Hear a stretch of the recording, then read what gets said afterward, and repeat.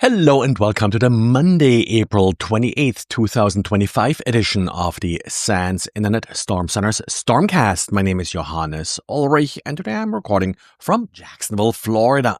Well, this weekend we had two interesting diaries that sort of played on each other. First, Xavier talked about a piece of malware that encoded an executable as part of an image. This technique, usually called Steganography, does essentially adjust the value of individual pixels in order to encode the particular binary that's supposed to be either exfiltrated or in this case infiltrated. So it's more here about bypassing network defenses. The initial download malware is actually encoded using Unicode characters, very common as Xavier points out, in order to make reverse analysis a little bit more difficult. But then the real interesting part is the steganography part, where the attacker sort of extracts the binary from individual pixel values.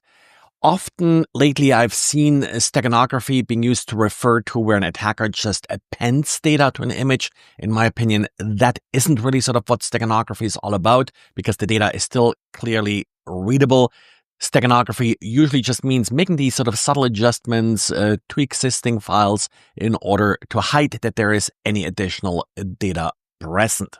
And then the second diary this week was from Didier. Didier, of course, famous for his Python scripts that analyze malware, and Didier is walking us through how these tools can be used to analyze a piece of malware like this that hides data in an image. The first tool that Didier is using is his PNG dump tool. PNG is a compressed file format, so in order to get the raw pixel data that you need here to extract the actual hidden data, you need to first decompress the image, and well, that's exactly what Didier's tool does. And then you can use additional tools to look at the output binary data to then extract the individual pixel values that matter in this particular case. Of course, every sort of steganography tool uses slightly different techniques here, and you need to adapt the post-processing to match whatever steganography tool is being used. There's also sort of no generic way to figure out if an image does contain additional data.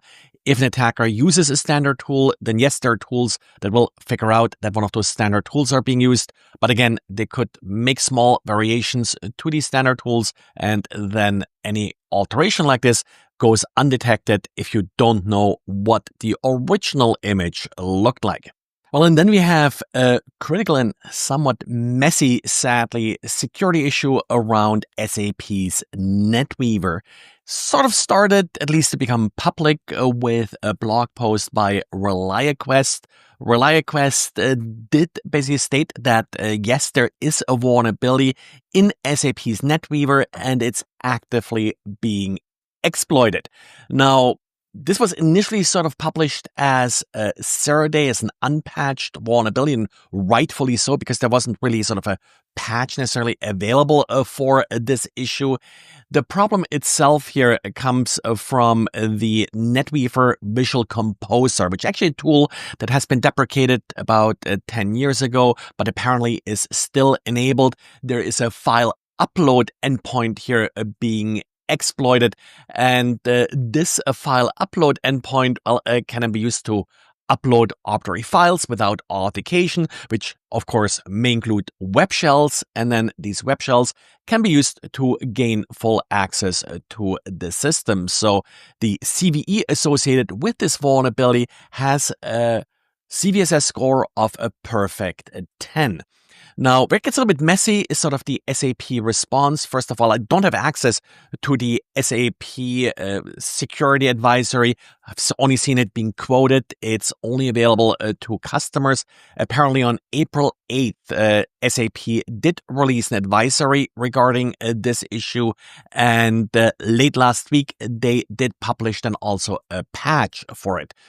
As far as the advisory goes, or what you can do other than patching, well, you can disable the vulnerable components, and that appears to be a wise decision here in this case. Again, this tool has no longer been supported for quite a while. But SAP disputes that this vulnerability is already being exploited. Reliaquest stated they have seen exploitation. Also, Onapsis, a company that deals with ERP security, stated they have seen exploitation of this particular vulnerability.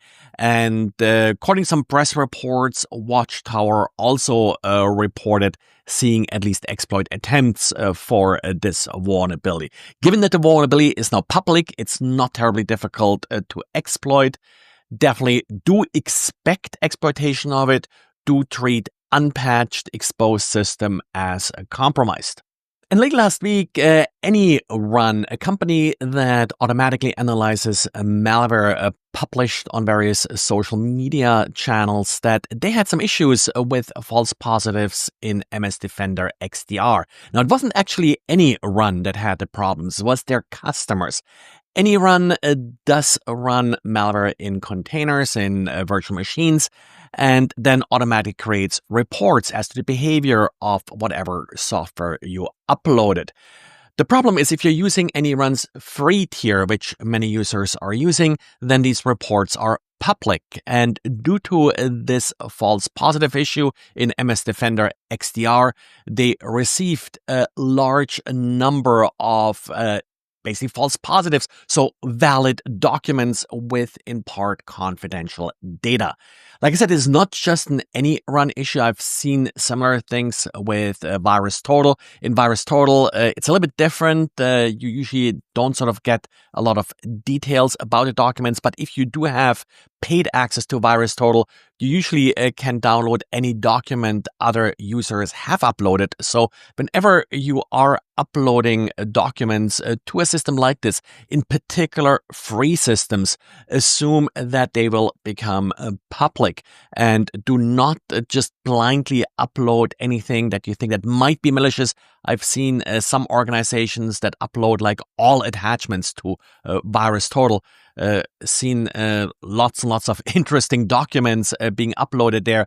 So be careful if it's likely malware, if it has no personal critical information in there, then yeah, sure, it's okay to upload it.